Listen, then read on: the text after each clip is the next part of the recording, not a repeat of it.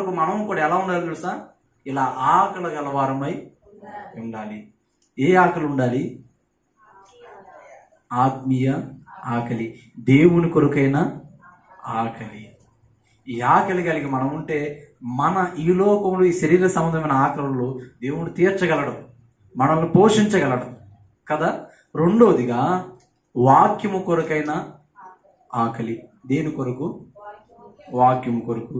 ఈ శరీరానికి ఆహారం ఎలా బలాన్ని ఇచ్చి నేను సరిగ్గా నిలబెట్టిద్దో, వాక్యము కూడా కుడికైనను ఎడమకైనను బాగా చెప్తున్నారు, తొట్టిల్లకుండా నేను సరిగ్గా చెప్పాలి, సరిగ్గా నిలబెట్టేది ఏంటిది?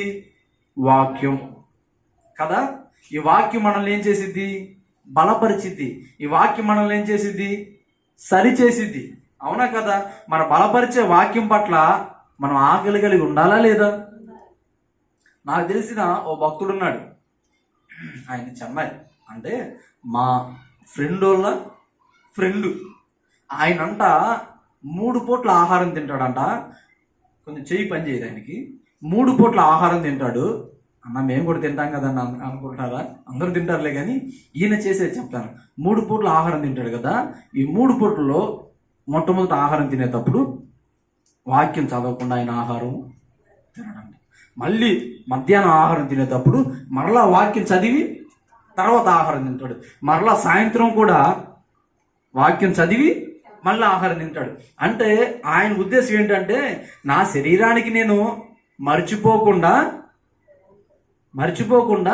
పొద్దున, మధ్యాహ్నం, సాయంత్రం, అవసరమైతే పొద్దున టిఫిన్ అయిపోయిన తర్వాత మళ్ళీ మధ్యలో 11 ఏదన్నా పెట్టేసి మరలా మధ్యాహ్నం భోజనం చేసి మళ్ళీ సాయంత్రం దాకా శరీరం ఏమైందని మళ్ళీ మధ్యలో కొన్ని పెట్టేసి మళ్ళీ టయానికి.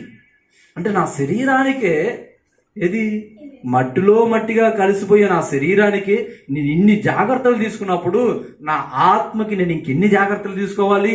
నా ఆత్మని నేను బలపరుచుకోవద్దా అని ఈయన 3 పూటలు కూడా వాక్యము అనే ఆహారాన్ని పెట్టి తన ఆత్మను బలపరుచుకుంటూ ఉన్నాడంట. ఎలా?